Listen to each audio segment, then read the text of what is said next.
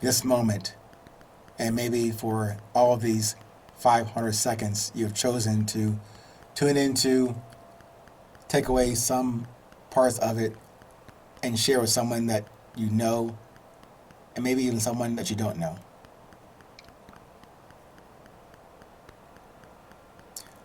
The right man for the job. Is that you? Is that me? I got this lesson from my brother Larry out of Pensacola. What's the job, you might be asking? The one you have right now. Not the one that pays you money. The one that challenges you fully. The one that makes you uncomfortable at your core. The job that pays you nothing, but that asks you to give up every part of your remaining and current layers of ego and fear and vanity and arrogance. Because this job has been presented to you, maybe even forced upon you. No, not by your manager or boss or spouse or friend or foe. Not even from a total random stranger. No. This job comes directly from the one that insisted for you to be here in the first place, for you to even exist here.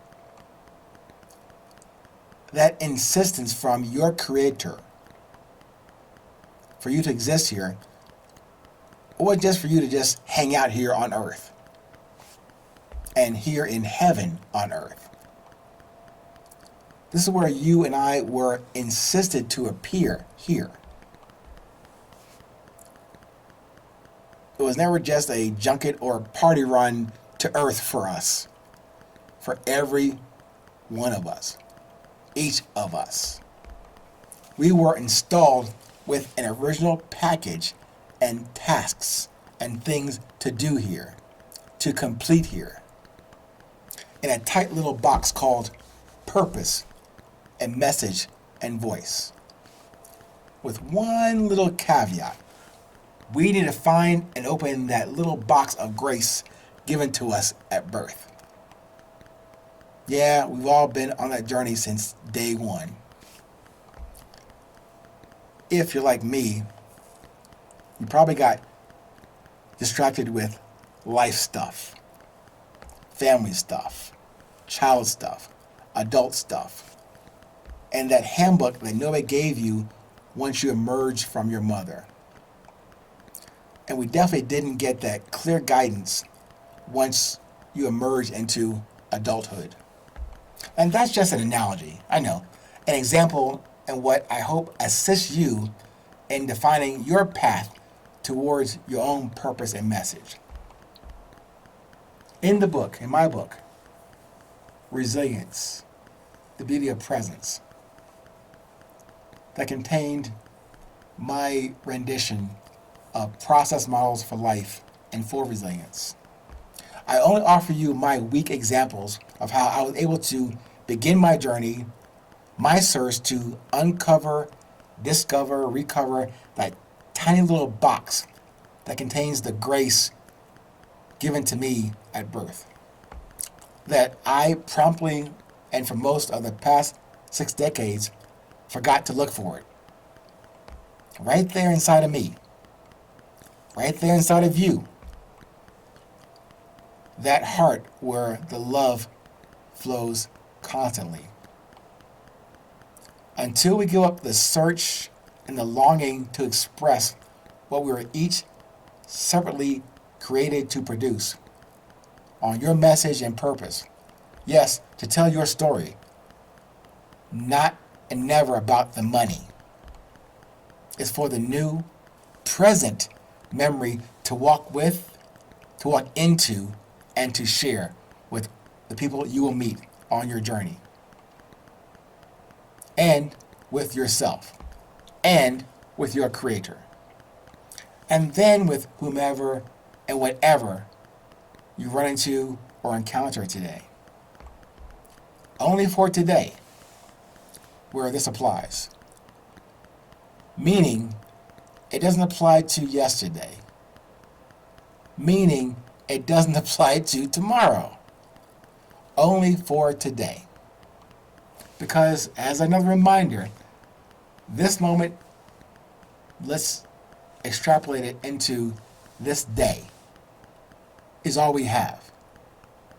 Meaning, as long as we have this shared space, air, breath, heart, heartbeat, blood, the spark that keeps the machine going, we don't create any of that. That is given to us on a regular basis. Some of us take that for granted. Some of us ignore it.